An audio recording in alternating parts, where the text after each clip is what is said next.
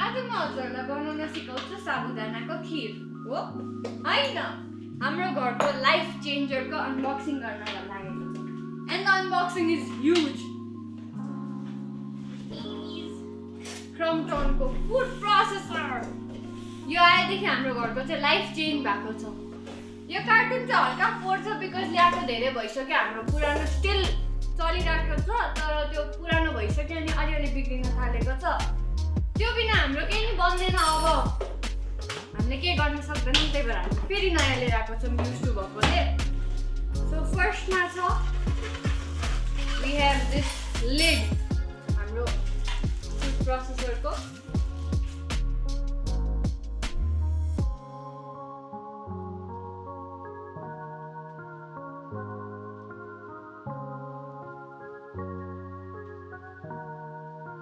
अनि यहाँ चाहिँ छ ग्राइन्डिङ डिस्कहरू यो चाहिँ श्रेडिङ डिस्क हो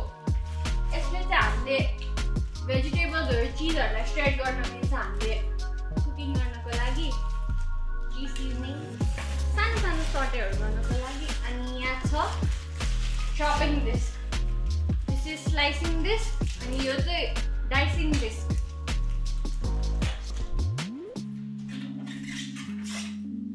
यो के हो चाहिँ म अहिले हजुरहरूलाई फुड प्रोसेसर निकालेपछि भन्छु यो चाहिँ हो हाम्रो ब्लेड डिस्क यसमा चाहिँ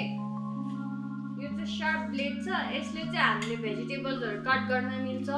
आइसहरू क्रस गर्न मिल्छ अनि यसलाई राख्दा स्टोर गर्दाखेरि प्रोटेक्सनको लागि चाहिँ यो कभर दिएको छ यसलाई भन्छ सिट्रस फ्रुट जुसर यो चाहिँ कहाँ अट्याच गर्ने अहिले निस्किँदैछ सामु दिस इज स्प्याचुला यो चाहिँ यस्तो छ ब्लेड छैन प्लास्टिकको छ अनि यसले चाहिँ हामीले पिठोहरू मिक्स गर्न मिल्छ एकचोटिमा हाफ केजी जति डो बनाउन सकिन्छ यो चाहिँ जुसरको अट्याचमेन्ट हो यो माथिकोमा चाहिँ सबै अट्याचमेन्ट रहेछ सो तलको सामानहरू निकालेपछि अट्याचमेन्टहरू जोडेर देखाउँछु यो माथिको सामानहरुमा चाहिँ लास्ट भनेको यो चाहिँ अन्डा फिट्ने डिस्क हो हामीले लस्सीहरू फिट्न पनि मिल्छ अन्डा फिट्ने हामीलाई काम छैन किनभने वी आर भेजिटेरियन्स यो चाहिँ वेट ग्राइन्डर सानो छ क्युट छ सबैभन्दा बढी युज हुन्छ हाम्रोमा यो यसमा चाहिँ हजुरहरूले धनियाँको अचार टमाटरको अचारहरू बनाउन युज गर्न मिल्छ मजाले यो चाहिँ लिक्विड ग्राइन्डर फर्म निकाल्न मिलेन या दिस इज माई फेभरेट म ड्रिङ्कहरू धेरै खान्छु धेरै युज गर्छु त्यही भएर यो चाहिँ लिक्विड ग्राइन्डरको लिड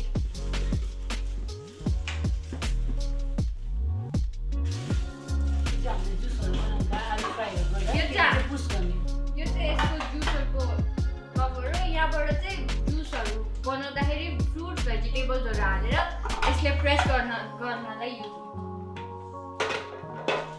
अनि यहाँ आयो मेन हाम्रो ग्राइन्डर एउटा लिडबाट यो चाहिँ जुसर हो यसको अट्याचमेन्ट एकदमै इजी छ यसले चाहिँ गाजरको जुसहरू वाटरमेलनको जुस पपाया जुसहरू बनाएर हजुरले खान सक्नुहुन्छ तपाईँलाई म भिडियो क्लिप राखेर देखाउँछु अनि यो भित्रको नेटले चाहिँ त्यसको त्यो यो भित्रको नेटले चाहिँ छान्नलाई हेल्प गर्छ जुसको लागि मात्रै सिडी पनि देख्छ केही आफूलाई कन्फ्युजन भयो भने हजुरहरूले सिडी हेरेर सिक्न पनि सिडी सिडी चाहिँ हजुरहरूले तपाईँहरूलाई यो ग्राइन्डरको बारेमा जानकारी अहिले सिडी आइसक्यो नि त युट्युब आइन पनि हाल्छ सिडी दिएको छ तर युट्युब आइसक्यो भिडियो क्लिप युट्युबमै हालेको भन्थ्यो क्रम्पटनले मैले रिसर्च गर्दा चाहिँ क्रम्पटनको अथेन्टिक भिडियो छैन क्रम्पटन भिडियो चाहियो यो चाहिँ चाइल्ड सेफ छ बिकज यसको अर्को जाडो क्या छ ग्राइन्डिङ जार यो चाहिँ चाइल्ड सेफ छ बिकज यो हाम्रो यसलाई चाहिँ यसरी राख्नुपर्छ अनि यो लिड कभर छ अनि यो चाहिँ कम्प्लिटली ब्लेन्डर पुरै कम्प्याक्टली लक नभएसम्म यो ब्लेन्डर स्टार्ट हुँदैन सो यु क्यान सी यो लिड चाहिँ मजाले चाइल्ड सेफ भयो यो लिड चाहिँ मजाले यसरी लक हुनुपर्छ अनि सेफ्टीको लागि खोल्नलाई चाहिँ यो यहाँको बटनलाई प्रेस गरेर क्लोज गर्छ मजाले निकाल्नुहुन्छ त्यसको अट्याचमेन्ट राख्नु यसको अट्याचमेन्टहरु राख्नु यो चाहिँ यसमा राख्नुपर्छ नभए अरू अट्याचमेन्टहरु अट्याच कसरी गर्ने पिठो मुस्ने पिठो मुस्ने हाल्दा अब पिठो मुस्न सिकौँ नट लिटरली अट्याचमेन्टहरु राख्न सिकौँ यो जारमा चाहिँ यो अट्याचमेन्टलाई राखेर फिक्स गरेर पिठोहरु हालेर पानी हालेर तपाईहरुले यसलाई लक गरेर यु क्यान तपाईले पिठोको डो बनाउन सक्नुहुन्छ एकदम इजिली अब आयो आइसिङ अनि त्यसमा पनि गर्न मिल्छ त्यो लगाउनु यसले भेजिटेबल्सहरु काट्न मिल्छ हामीले मोमो बनाउँदाखेरि बन्दा, मोमोको बन्दाहरु गाजरहरु सबै ग्राइन्ड गरेर हामीले फिलिङ पनि बनाउँछ त्यही भएर हामी यसलाई पनि मोमो पनि हप्तामा एकचोटि खान्छौँ नट द मेसी अनि यसलाई चाहिँ यसमा बिचमा राखेर यहाँ फ्रुट्सहरु राख्ने अनि मजाले लक गरेर ग्राइन्ड गर्ने यो पनि राख्न नबिर्सिनु है फेरि जुसको सबै पल्पहरु पनि जुसमा आउँछ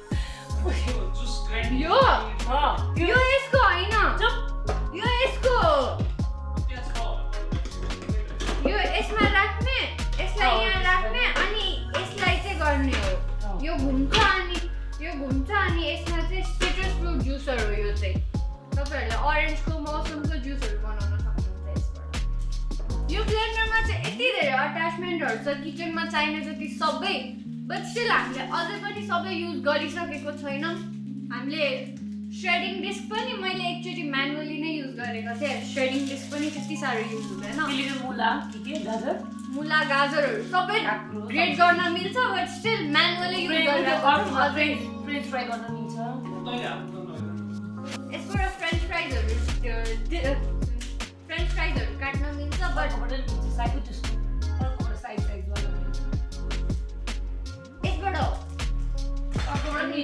यसबाट चाहिँ स्लाइस गर्न मिल्छ आलुलाई मात्र हैन अरू भेजिटेबल्सहरुलाई पनि स्लाइस गर्न मिल्छ सो यो प्रोडक्टको स्पेशलिटीको कुरा गर्दा चाहिँ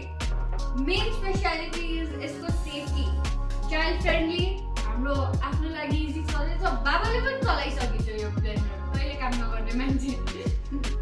अनि यो प्रोडक्ट पनि एकदमै राम्रो छ डिजाइन वाइज व्हाइट कलरमा छ सबै किचनमा सुट पनि हुन्छ अनि या राइट अल्छी मान्छेको लागि एकदमै इजी हुन्छ भेजिटेबलहरु चप गर्नलाई अनि यो चाहिँ क्रम्पटन चाहिँ इन्डियन ब्रान्ड हो सो सर्भिसेसहरु पनि राम्रो छ प्रोडक्ट क्वालिटी पनि एकदमै राम्रो छ 3 वर्ष भयो चलाएको अहिलेसम्म फुटेको केही पनि छैन Why are we stuck with CROMPTON appliances this many years? 4 years. Because it is safe. Indian brand भएकोले स्पेयर पार्ट पनि इजिली पाउँछ सस्तो पाउँछ अनि नेपालमा सर्भिस पनि एकदमै राम्रो छ अनि यो प्रोडक्टको क्वालिटी पनि एकदमै राम्रो छ फुटेको ओरेको केही पनि छैन हाम्रो पुरानो प्रोडक्टमा यो जार बिग्रेको रिजन चाहिँ मेरो मिस ह्यान्डलिङले गर्दा पिनट बटर बनाउँदाखेरि ओभर ब्लेन्ड गर्दाखेरि हिट भएर प्लास्टिक मेल्ट भएको भएर मात्रै हो एन्ड यो नयाँ लिएर आएको रिजन चाहिँ पुरानो स्टिल वर्किङ रियली ग्रेट तर लास्ट इयर लकडाउन पछि नै लिएर आएको बिकज इफ त्यो पुरानो बिग्रियो भने हाम्रो किचन लाइफै स्टप हुन्छ अनि भनेको टाइममा नपाउला भनेर अन स्टक राख्नु पर्छ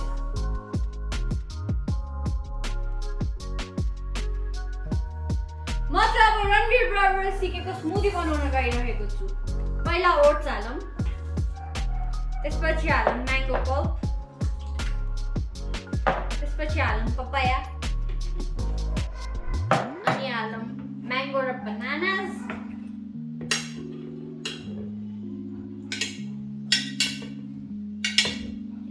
अनि हालौँ अनार यहाँ मसँग गुआवा छैन सो गुआवा जुस